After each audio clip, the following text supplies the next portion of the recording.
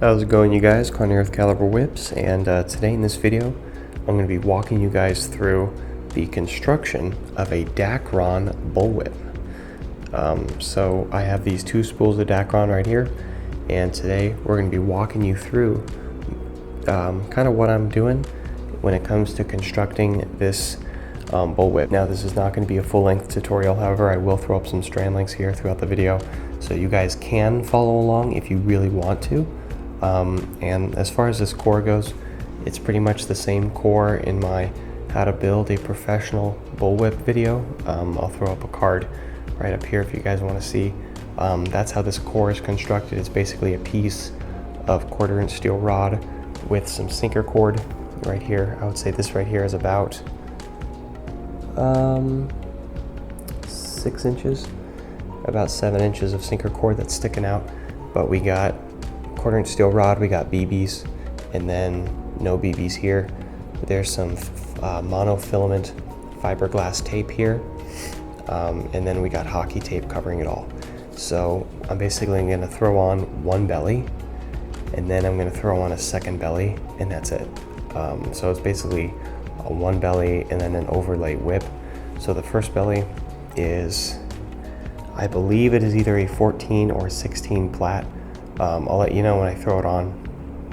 And then the overlay is going to be like, I think it's like an 18 or a 20 plait. But with that being said, I'm going to go ahead and get started on putting on the first belly.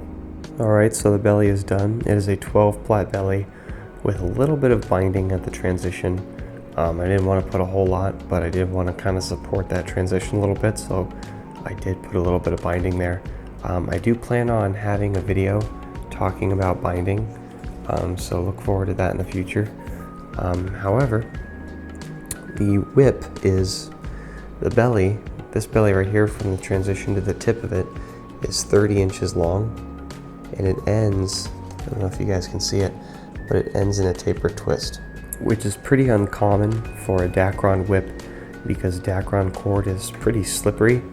So I'm going to try to see if I can pull it off on the overlay. Belly is fine because it's going to be held in place by the overlay, but I'm going to see if pulling it off on the overlay is going to be a good idea. But with that being said, what we're going to do now is attach the overlay strands onto our belly and go from there. Alright, so we have a 16 plait overlay right now being worked on. It's turning out pretty good. I'm going to go ahead and finish up this overlay. So I just thought I'd show you guys real quick. So what I've done here, when I drop the strands, I actually carry the strands down the length of the whip. So I'm actually plaiting this into the thong of the whip. So as you guys can see here, in order to keep this Dacron from moving around, I actually plait it in the core. Now, what do I mean by moving around? Well, one tip with working with Dacron is that Dacron cord is very slippery, and when you roll it, I've noticed that the Dacron, what it will do is it will actually start to slip out of the overlay, which is kind of weird. It's hard to explain. If it happens on the overlay, I'll show it to you guys, but that's one thing to keep in mind. Don't roll it so hard, and be sure to tightly secure those strands. All right, time to move on. All right, so the whip is done. I went ahead and I put a kind of this weird looking sheath thing on the transition area, just to thicken up the transition, kind of add some, I guess, dimension to the whip. I got a little herringbone knot right there. Actually, it's just a 5x4. It's not a herringbone. That's a herringbone right there. It's a 9x8 that's been expanded into the herringbone. We got a wrist loop and then a brass concho. The last two videos that were out before this show you how to make these, the wrist loop and the brass concho, so I'll put a link in the description for that. But right now, we're just waiting for the wax to melt, and I'll get back with you guys when that's done. Alright, so here's the rollout of the whip. I'm gonna do a little bit faster because this is such a very light whip.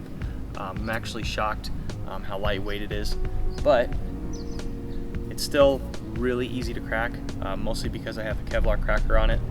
Link in the description if you want to pick up some of those. But otherwise, it's a really good whip.